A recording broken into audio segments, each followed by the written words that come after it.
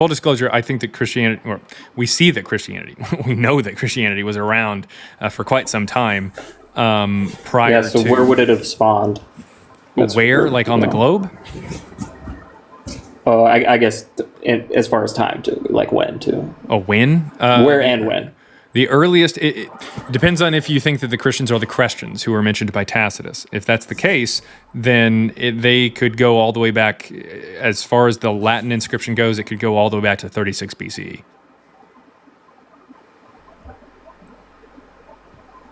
Okay. 36. Okay. That's could go. The oldest inscription that we have that says the word Cretans is found in Latin in Rome. And it dates between 36 BC and 37 CE. So between that, is that what what you hold to, or is that just like you're just giving a kind of like that's liberal? What the inscription would date. I know, but if Christians existed between then and let's say like when do you think like the modern like what church started of Christianity like? What? What are you asking? Well, like Clement of Rome was a pope around. It says he died in like what 96 AD or something, 180. Well, he died in 180. He's another person who's cast back. Clement definitely existed in the 2nd century, not the 1st. He's another person that's cast back. There's quite a few people. By the end of the 2nd century, they were in the business of literally trying to fill a gap between the supposed death of Jesus in 30 and the actual like stories of Jesus that started circulating in the middle of the 2nd century. So they needed to fill that gap. That's why a whole bunch of people who died much later are actually shoved into the past to try to fill it up. Ignatius is said to have died in 108, but we know now that that's not the case. We have people like Papias, but like Papias is said to have died somewhere in like 140s, 150s or something. But we actually have people who unfortunately kind of make a mistake of actually giving a time that he died and saying that he dies in like the late 160s. We have First Clement, who, using the Muratorian canon, we can actually determine that he's existing in the 2nd century, in the middle of it, as opposed to dying in the 90s. There's a whole bunch of different. There's a whole bunch of different times where they're literally lying to advance the church, which is exactly what Eusebius says. He's lying to advance the church. Okay, so who would have, church history is, Clement was a successor to Peter. So what's your opinion on Peter? Was Peter a historical figure? There's no evidence whatsoever that he actually existed. None whatsoever. He's not mentioned by anybody outside of Christianity. But I wouldn't mind if he's somebody who was influential in Christian history somewhere, but there's no evidence that he existed. And I definitely wouldn't say he's a disciple, if that makes sense. But he would have had him in before Clement, correct? Maybe, sure. Yeah, why not? Like somewhere around the turn of the 2nd century or something. But that's completely speculative because we don't have any evidence that he even existed. Outside of the Gospels that you hold, the Gospels are definitely 2nd century. Your opinion of the your opinion of the Gospels that they're not to mention Peter in the Gospels. Well, Peter in the Gospel. Well, they are. I mean, they absolutely are. I mean, and they're doing a shitty job of it too. I mean, Luke tries to say that Jesus was born during the reign of Quirinius, the governor of Syria. But then we look at when Quirinius started his reign, and that's in 6 CE. But then Luke goes on to say that Jesus was baptized during the reign of Lysanias, the Tetrarch of Abilene, who died in 33 BC. So it's like, what the fuck? Did he go back in time 40 years as he got older? And then on top of that, it says that he started his ministry when he was 30. But unfortunately, around the age of 30 would have been 36 CE, which is when, based off of Quirinius in Luke 2, being the governor of Syria when he was born, which means he would have started his ministry in 36, and provided his ministry is maybe a few years long, he would have died in like 39, 38, somewhere in there. But Pilate is removed from office in 36. So, I mean, they're doing a shitty job of trying to cast it back. It's bad to begin with. So when, so there's the Paul that Christians hold to as like a historical figure. When would the Paul that is kind of, is there a, let's say the forged Paul, when would the forged Paul have actually died? I don't know what you're talking about. I don't see how you're making any difference between the two. Well, because like, I guess I'm just curious about like Ignatius. I know Ignatius mentions Paul, right? So when was Ignatius? Ignatius is said to have, by Eusebius, like I mentioned earlier, is said to have died around 108 to 110.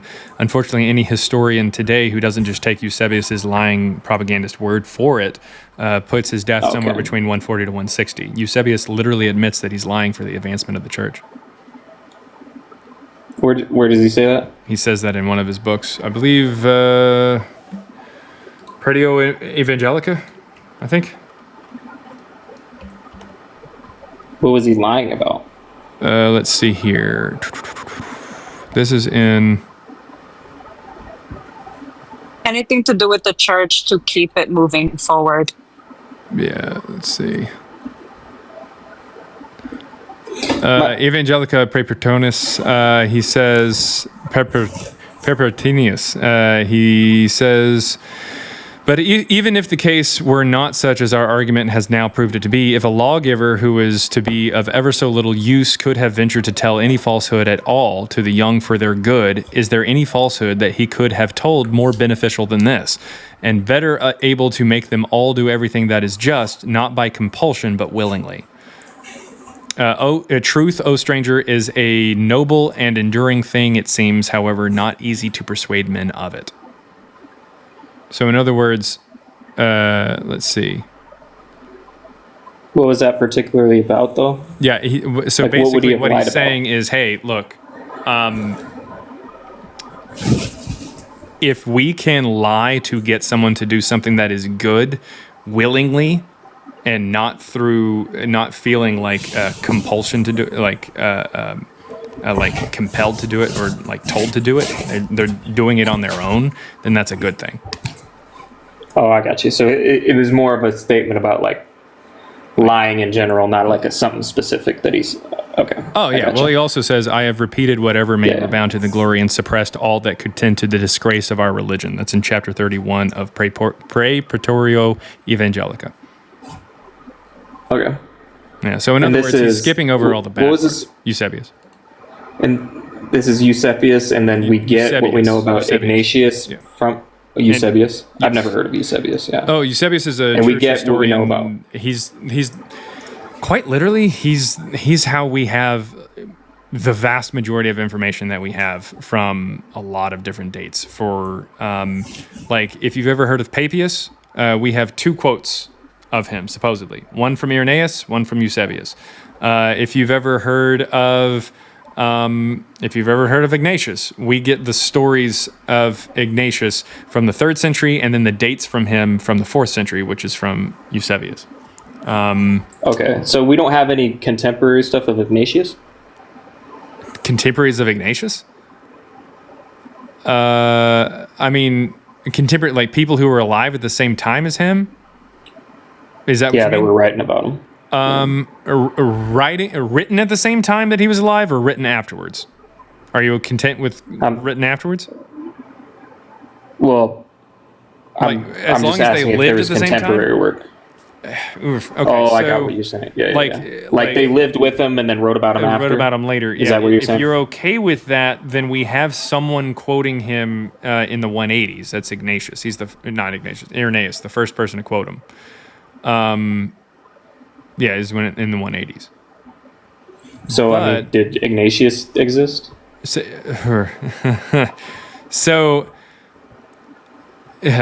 All right. There are 3 collections of Ignatius's writings: the short recension, a middle recension, and a long recension. The short recension seems to come back to one author, and I would say that he's a legitimate person. I would say that he existed. However, here's the thing.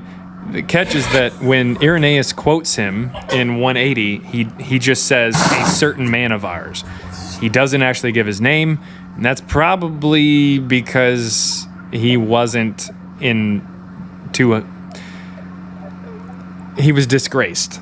And his name Ignatius is not actually given until the 3rd century.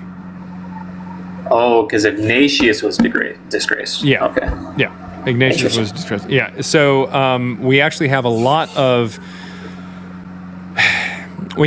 things that are pointing to the idea that Ignatius may have been his nickname, a name that was applied later on, meaning the fiery one, and his name during his life may have been Peregrinus Proteus, someone who was written about by Lucian of Samosata in 166, and a couple different other writers as well who were contemporaries. Right. That being said, Peregrinus Proteus got kicked out of Christianity for eating the wrong food in the middle of the 2nd century, and then later set himself on fire at the opening ceremony of the Olympic Games in 165. Oh no, that's terrible. Praise Hestia. Yeah. So just out of curiosity, what's your... When would Ignatius have died? If he's Peregrinus Proteus in 165. But historians now, they take a look at the writings of Ignatius to try to figure out when he possibly died, and say anywhere from like 140 to 160. Oh, okay. So there's a difference between him and Paul in the sense that you wouldn't hold that there was an actual person named Paul of Tarsus. Well, again, with Ignatius, that people were writing about after. Yeah, because we don't have any contemporaries. He's a complete forgery. You think Paul is a complete forgery? Correct. Like he's not even a historical person. Correct. After the fact that they're writing about and trying to like slide in. Okay. Well, again, so yeah, it's not the only real way that we would have Paul is through the letters, and the letters are not even dating to the 1st century. So if you want to say that Paul existed as a historical figure, cool, knock yourself out. But he doesn't write anything, and that's how he's portrayed in the New Testament. So he's just not the New Testament version. I guess my question is when would you say that the earliest church started? Again, so I need to remind you, Christianity exists prior to these stories of the Gospels being written. So the earliest church that talks about Jesus, or the earliest Christian church in general? Earliest Christian church in general. We see Philo talking about therafutae in Alexandria in like the early 1st century. I would say it's probably based off of that. Early like fucking 15.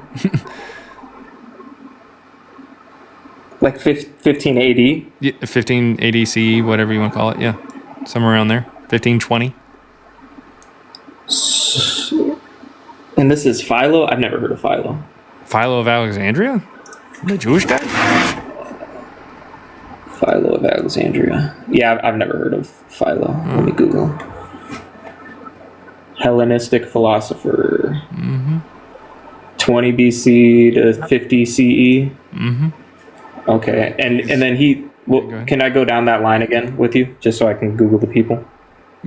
Who? So you said Philo and then 2 other people? I did.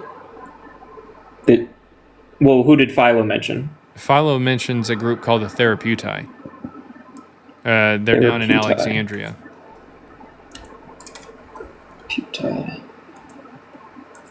Not to be confused with the Palakitai. Jesus. Palakitais. Anyway. No. Okay. Anyways. Keep going. It was a joke. It was a joke, darling. Yeah. Don't Google that. Don't Google phylacti. All right. Thank you. Okay. So therapeutai are... And then you're saying that this is what you hold to as like the earliest church, these therapeutics? Well, I mean, that would be like the earliest version of worship that seems anything like the Christians and seems to be connected to the God that apparently the Christians had, or most likely had. So much so I guess I'm that, more... Epithanius, who was a contemporary to Eusebius, another church historian, he says that the Theraputae were the first Christian monks. Christian monks. Okay, but out of curiosity, let's say like after the claims of the gospel, let's say like 30 AD, 33 AD, where they're, modern Christianity kind of places out where Jesus would have died. between them and someone like Clement of Rome, when do you think the modern church in the I guess earliest in that church age, you you would know what I mean? like if Yeah. so the church that you picture in your mind whenever you think of early Christianity, you specifically, Correct. Yeah. Correct. Yeah. that would show up in the 2nd century sometime. Say 130s, 140s. And would that be before? So You might be able to say that to those. some extent, like you have a fairly close version in 111 that Pliny runs into. Okay, so like 111, 130, and what age would you put on the Pauline letters, like the 7 that scholars don't debate? What date do you put those on? The what? What's the question? Like the Pauline letters, Pauline. I would like put the all 7. the Pauline. It's not the 7, the 10. Well, they say 7, but 10 are published in 144. We don't have any instance of them prior to that. Okay, so what would you say are like the earliest church creeds then? The creeds of the church? I mean, the ones found either. It depends on what you mean by creed. Like things that they do, like things that they like swear or something. Pliny mentions Like that they swear like by phrases an oath that not they to commit yeah. crimes.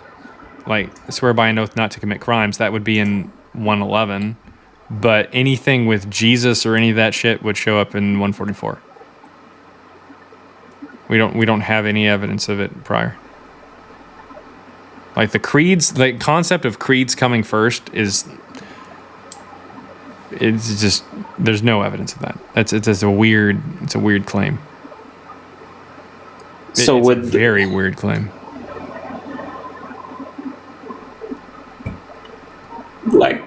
like 1 Timothy, where would you? 1 Timothy's Where would you definitely put 1 late. Timothy? 1 Timothy, I'd put that somewhere around 160, 65, maybe even 70. Maybe even later than that. 1 Timothy's definitely not, because 1 Timothy's it's a pastoral letter. I'd say maybe 160, maybe. Because, I mean, 1 Timothy straight up mentions a book from Marcion called Antitheses and mentions Gnosticism and tells you to avoid both of those things. So, I mean, not good. And then 2 Timothy mentions Polycarp, who dies in the 160s. 150s, 160s, somewhere in there. And it also mentions Crescens, Polycarp's scribe. So, I mean, definitely in the 2nd century. Yeah, I'm just curious just because my line of thinking is if there were creeds that like the earliest church had that they were holding to, that came from stuff like 1st and 2nd Corinthians, but that church was established before your claim, that's kind of where I was going. But I wouldn't be able to tell you that. You know, Are you talking about the creed found in, what is it, fucking 1 Corinthians 15 or some shit? Yeah, if this is saying 1 Corinthians 12:3 for Jesus is Lord, I mean, that's an example of a creed. Jesus is Lord. You know, Christ died for our sins, was buried, was raised, appeared to witness. Yeah, like 1 Corinthians 15:3. 1 Corinthians 15:3. Let me go ahead. 1 Corinthians. Oh, 1 Corinthians 15:3. Okay, so in 15. Yeah. That's what I was asking, man. Okay, so 1 Corinthians 15. Let's see here. So what we find with stilometry is that the version that Marcion publishes for the Pauline epistles are the earliest versions. And what we see is that in the versions, in the version that he had of 1 Corinthians, let's see here, is this it? Did I just happen to scroll down to it perfectly? Oh my God, I did. Okay. So this is the entirety of 1 Corinthians 15, 1 through 11, which is the creed that you find in the Bible today. 1 Corinthians 15 through 11, this is the entire thing in the original version. Now I remind you, colleagues, the proclamation that I proclaimed to you, that Christ died and was entombed and has been awoken on the 3rd day, so we declare and so you believed. That's it. Yeah, so Christ died for our sins, was buried, was raised, appeared to witnesses. But that's kind of that's in the New Testament that Marcion published in 144. Like, it's not a. So that would be before or after you're crediting the Pauline letters. That is in a Pauline letter. There's no evidence. Oh, so okay. So 144. 144. 144 is So when Marcion publishes something called a New Testament canon. That includes Evangelion, which is his gospel, and then the Apostolicon, which is 10 books written in the style of letters attributed to a man named Paul. That includes that line that I just read you that has been added on to, and so we see it today as some big-ass creed type thing where it says first to them, and it says something that I think it reads something to the effect of it's been passed on to me from other people or something in the version that we have today. Let me see. Yeah. Now I want you to understand, brothers and sisters, the good news that I proclaim to you, which you in turn received, in which you also stand, through which you also remain. This whole thing, and then it says, for I handed on to you as of first importance what I in turn had received, that Christ died for our sins. So in other words, it's saying I got this from someone else, and now I'm giving it to you, and blah, blah, blah, blah, blah, that kind of thing. But they're crediting that to Paul. They're saying that Paul said that. Well, who? Marcion? Whoever's the earliest version creating the Pauline letters. Yeah. They're saying that Paul received these from someone. Well, no. Okay. All right. What I just read to you was the version that we have in the Bible today. That's what I just read to you. The part where it says I got it from someone else. But I know, but you hold that that version of the Bible was created in after. It would have to be after 144. Yeah, it would be after 144 is when they add in the parts about how he got it from someone else. What we had from 144 just says, now I remind you, colleagues, the proclamation that I proclaimed to you, that Christ died, and it doesn't say shit about the idea that I got this from someone else. It's just saying something. And you would hold to that when they're saying that I delivered to you what I also received, is that part we know they're just saying that to make. Yeah, we know that part's added. They're trying to make it seem like Paul received it from the early apostles. Yeah, from someone even earlier. Yeah, because the idea is that according to Marcion, Paul is like the greatest. He's the only apostle. Like there's no one else. The disciples kind of disperse. Like at the end of Evangelion, they just kind of fuck off and we never hear from them really again. But in his Pauline epistles, it's this guy named Paul that's doing things. That's all it is. I got you. Can we just say Marcion's followers were the original fuck this shit I'm out? Yeah, pretty much. Yeah, they're just like, see ya, I'm done. I'm out of here. But that's what I'm saying. That eventually, though, people took the Paul character and decided to give him Paul starts at a certain point, but let's continue on from the disciples. Let's bridge a gap between these disciples' characters and Paul. And so they make it to where Paul is receiving information from the disciples. But that's not in the original versions of these letters. It's not the original part of the story. They're putting that in because, back then, the idea was... Okay, when you say the original... sorry. Go ahead. Sorry. When you say the original part of the story, what are you referring to? I'm referring to the oldest possible versions of this story, which would have been published in 144. We don't have any versions that go before that. Well, no, I'm trying to track because you're saying that they're trying to insert Paul into the earliest part of the story, but we've already established that you hold that the Pauline letters were written in 144. Or, at max. Yes. In 144. But if there's what earlier part of the stories would they be inserting in? In 144, Paul is introduced. All right. He's introduced as somebody who just spreads information about how to be a Christian. All right. Right. However, later on, when apostolic succession becomes something that's really important to like the proto-Catholic Church and the budding sect of Christianity, they don't like the idea that Paul just gets the information. he needs to have some kind of connection to the disciples. They want to see like a line of succession. So they take this Paul character that just has information inexplicably, and they say, let's attach him to the disciples.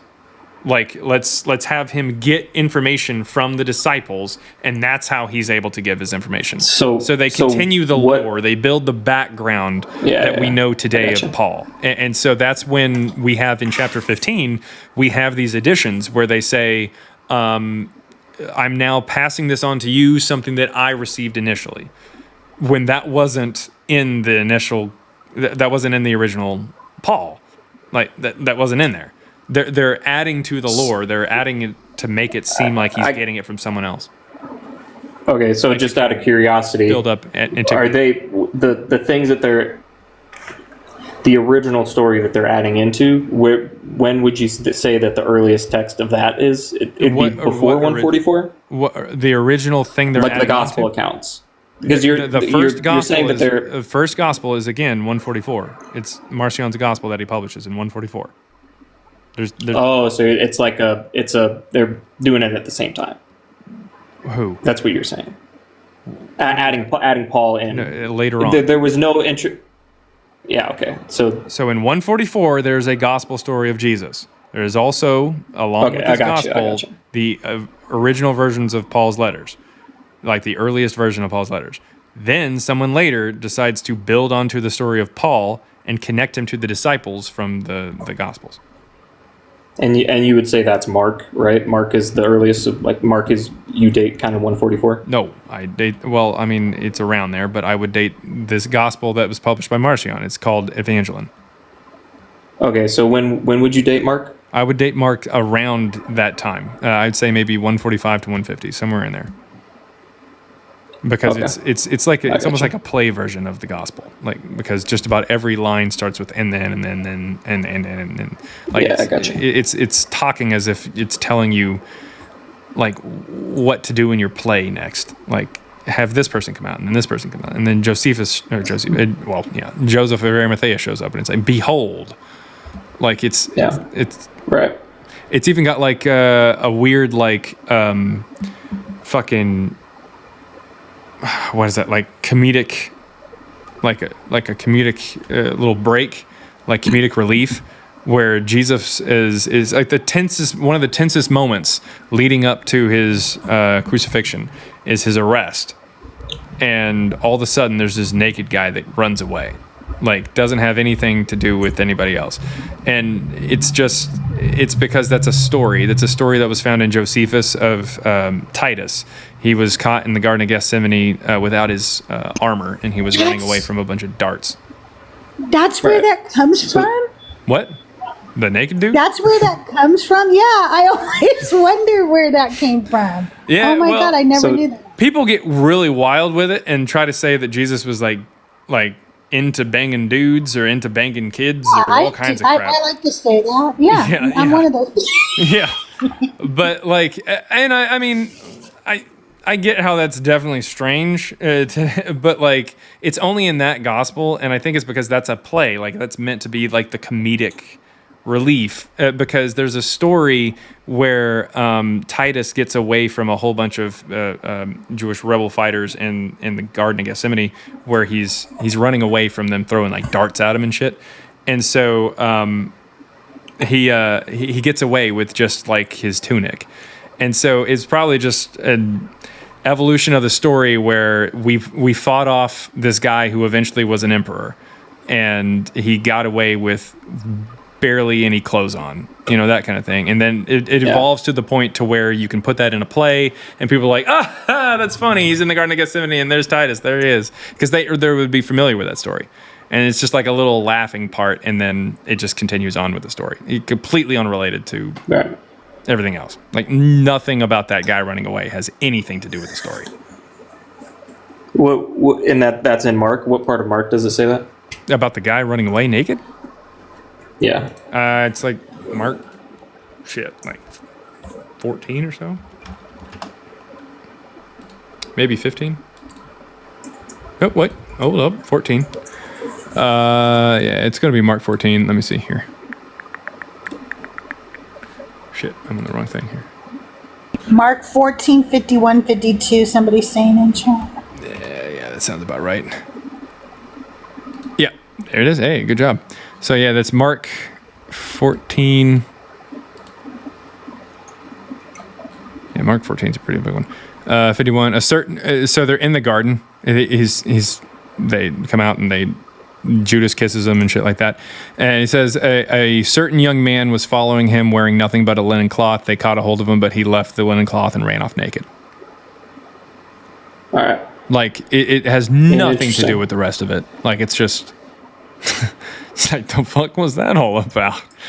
And like today, it's lost. So there's a lot of stuff like that that's just kind of lost on us today, because it meant something to the mystery cult that's just watching this play.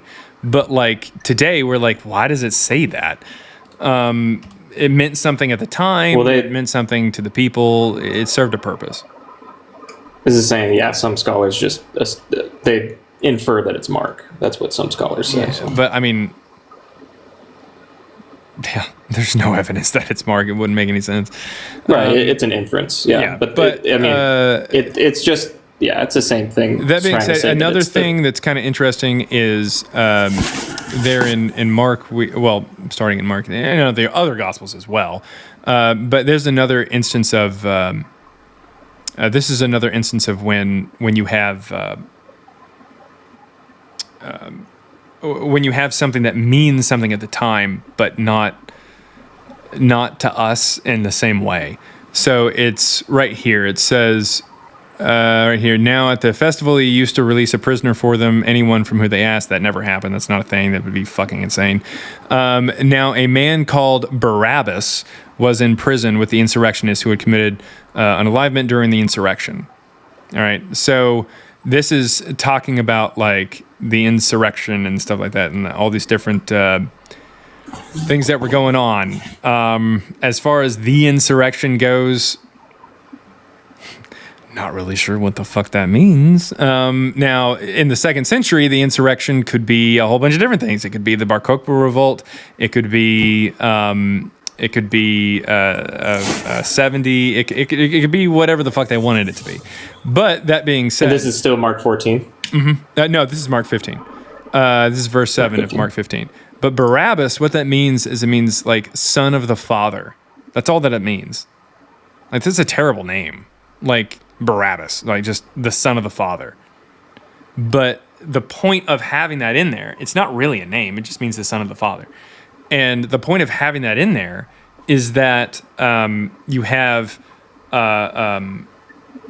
like Jesus is considered to be the son of the father. Like there's some kind of meaning there, some kind of irony that is being displayed here that is lost on us because we tend to read this as if it's some historical document where there's just some guy named Barabbas. But in other Gospels, he's actually identified as Jesus Barabbas, which literally means Jesus, the Son of the Father. Like, it's so incredibly obvious that that's supposed to be Jesus was a connection. common name. It's just Yeshua. Right, I get it. But this would be Yeshua, the Son of the Father, which is what the idea is. Like the first gospel. But there's people. Oh, I'm sorry. The first gospel, Evangelion, it doesn't have Jesus with a birth story. He descends out of heaven as a fully grown man, and he's just the son of a previously unknown God that Marcion calls God the Father. So he's literally just the son of the Father. That's it. And Barabbas is in that gospel. So there's the son of the Father and the son of the Father, and it's... Well, Barabbas, is it a common name during that time? No.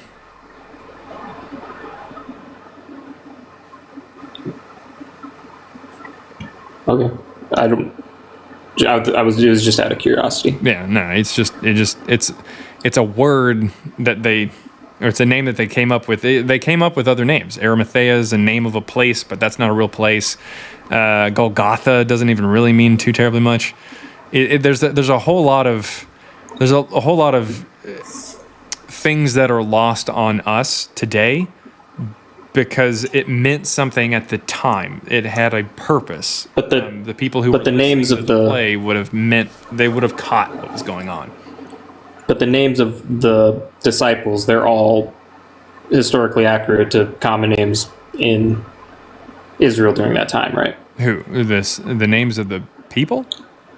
The disciples, yeah. No, Andrew doesn't even have a Hebrew or Aramaic version. And Well, I'm Paul not talking isn't about Andrew. Well, Andrew would be a disciple. Andrews, But when- there's no Hebrew version of that. And his brother James, like James is a Hebrew name. Andrew isn't. That doesn't make any sense. He's a fisherman in Galilee, and he's got a fucking Greek name and no other Hebrew name. That's weird as shit. He's got a Hebrew. What about the other ones? For the most part, all of them have some kind of variant that's pretty close. Paulos would be the name of Paul, but that's not a name. We never see that as a first name ever prior to him. Which is why most likely in Acts is why they gave him a real fucking name. They gave him the name Shaul, and then said that he started going by Paul after his conversion. Right. Inexplicably, I had the name Shaul and just decided to go with Paul for no reason. like it doesn't even really make any sense. Just keep the name Paul, but because it's not a name, they wanted him to actually, when they came up with his backstory, they needed to have a real fucking name. So they just gave him a Jewish name. Do you hold that any of the 12 disciples were historical people? Any of the 12 disciples? I would be fine with the concept of the inner circle being real, but definitely not disciples. As disciples, no. As just people who are influential in like the rise of Christianity, sure. But there's no evidence. That's all speculation. There's no evidence to suggest that they actually lived. The only reason I would say that the inner circle maybe is because they're specifically the inner circle, and I feel like there's a reason for that. It's probably because these are real people who are more or less getting cameos. Because we do find people in the stories that are actually second century people who are more or less getting cameos into the story because they're people who are influential in Christianity. There's one person who helped translate some of the text and everything like that into Latin, and he gets nothing before into the Greek, and so he gets. But those would gets added into the story. Go ahead. And those would all have to be before 144 AD, correct? Well, no. Like most of the insertion. Oh, are you talking about or during? Inner or during? Yeah, the inner circle. The inner circle. Yeah, they would need to be like around that time or before. Yeah. Yeah, if they were legitimate. Yeah, they might not be. I mean, like for instance, like Peter, it's interesting because, and this is why I feel like maybe Peter was real, because Peter is called Peter throughout the entire thing. But at the very beginning, it says that he had a different name. And what was his name? Do you remember? Peter's different name? Not off the top of my head, no. Simon Peter. Oh, yeah. Course. Yeah. Okay. But Simon is a leader in is the name of a leader. Simon and John, believe it or not, are leaders in the First Jewish-Roman War. They're generals, and one of them, I'll let you guess which one, gets banished. Like he doesn't he doesn't get unalived, and the other one gets unalived. One of them gets taken back off to Rome. Like he doesn't die. One of them does die. So when would you say Revelation? Since we're talking about also, John, by the way, Simon at the end of the First Jewish-Roman War, there in Jerusalem during the siege of Jerusalem, he literally puts on another tunic. He puts on other clothes and acts as if he wasn't part of the ordeal. He literally denies that he was part of it. Right. So you would say that that's a, but you can make the same conflations with. That's Peter. Caesar and Brutus. I mean, Caesar and Brutus is pretty. There's a lot of parallels that you could draw to the Gospels. You're not helping the case. No, yeah. What I'm just saying because is that there's parallels. Yeah, what I'm saying you is can that make the same argument with there's influence. That's the point. Is there's influence on the text. Like we have stories that were already swirling about and popular that eventually get utilized for the narrative of the New Testament. Right, and I'm not trying to be a dick when I say it, but that is conflation, right? No, conflation would be saying that it's the same story, like just altogether. What I'm saying is that they're influenced by these things. Oh, okay, influence. Yeah, because the story, like influence. the story of Josephus and Simon, that's in 70. It's definitely not the same guy, if that makes sense. Like that would be conflation, is saying that it's the same guy because it's similar. But I'm saying that they're getting their stories from Josephus. There's a ton of times that we see that they're getting stories from Josephus. They're utilizing these stories. And they don't just do it in one gospel. They do it in all four of them. Even in the book of Acts, you have Paul in the same shipwrecks that apparently happened to Josephus in his autobiography. Like, it's really weird. So do we have any... Are there any contemporary texts of the disciples? Say what? What do you mean? Are there any contemporary texts that would give evidence towards the disciples that they were real? No. There's the first Christian text that we have. The first Christian text that we have shows up in 144. So all of the disciples would have been dead by then. If they were adults, okay, they would have been dead by 144. In fact, their kids would have been dead.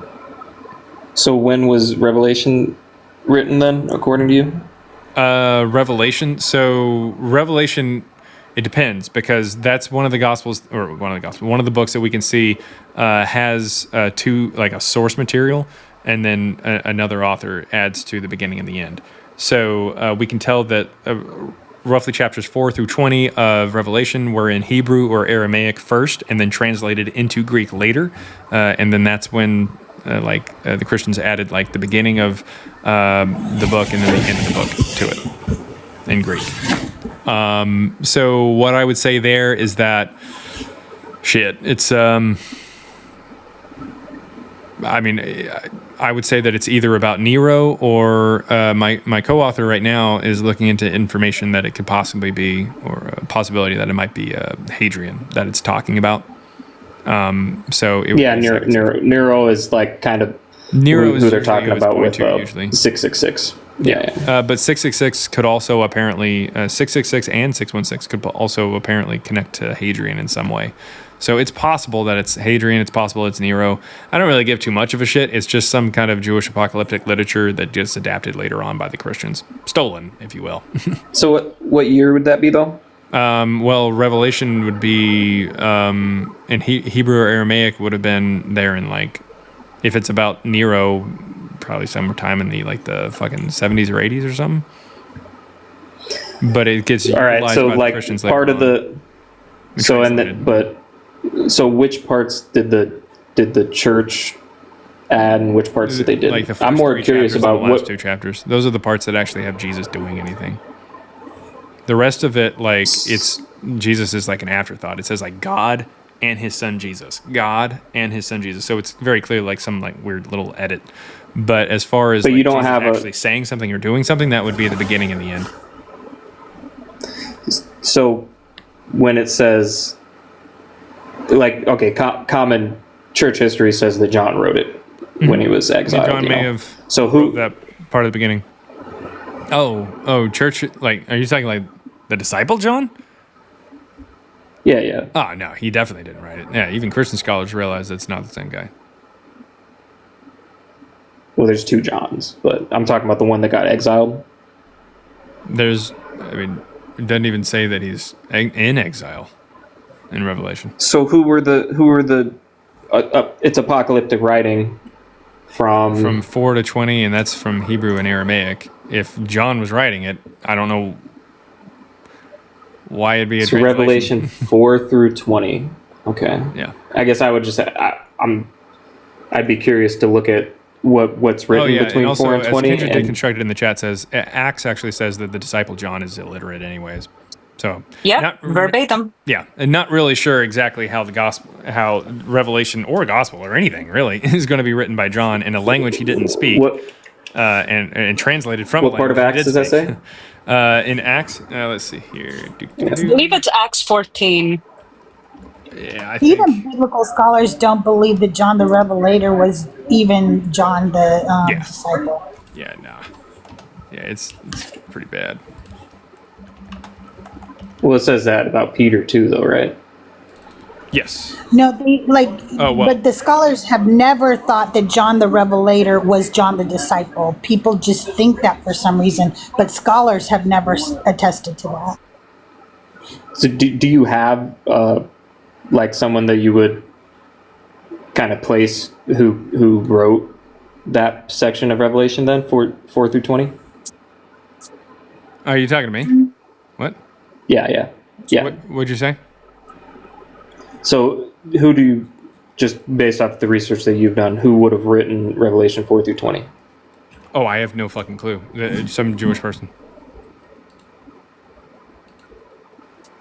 I'm with Keedy on this one, though. Me and him are on the same wavelength that Irenaeus wrote John. It's very possible. The Gospel of John is late, so it's definitely possible. The only thing is that Irenaeus is really big on Luke. He's a big he for some reason he loves it. But it's Why possible. doesn't he marry it? Yeah. The same. Also, Irenaeus was also it's possible, but if Irenaeus liked Luke a lot, I don't see why he would write John and not talk about it as much. And then also John doesn't have a birth story or a genealogy. And on top of that, it says that Jesus descended from heaven. So, I don't know. Because Markeon is Paul. Well, right. All right, let's see here. Where we at? Keedy said Irenaeus was 4:13. trying to bring in the Gnostics. Yeah, well, it very, very well could have been. I mean, absolutely. I don't have enough to say that John was written by him, but that's a possibility. It's a possibility. Now, seeing the constancy of Peter and John, and understanding that they were illiterate and young, ignorant men, they wondered and they knew them that they had been with Jesus. Yeah. Oh, so it was Acts 13. I was one chapter off. No, Acts 4:13. Oh, Acts- verse. 14. Yeah. Oh, I gotcha. Interesting. No, that's all. I mean, a lot of it's new information to me, so I'm just asking more out of curiosity. No worries. I do have to go. So I apologize. But Oh, you're good, dude. though. We have kiddos to pick up. Yeah, it happens. Oh, no worries. Yeah, we'll have to talk again. I'm just, like I said, more wanting to pick your brain rather, because the Jesus and Paul never existed thing is new to me. I don't know. It was give him a follow. He probably will be back on later. Also, a little shameless plug. He does have his book, Christ Before Jesus. You can get it for $3 in ebook form if you're comfortable with that. He also has the physical copy, as you can see, that you can get on Amazon or here in the TikTok shop. But with the TikTok shop, you get the signed copy. Ooh, yeah.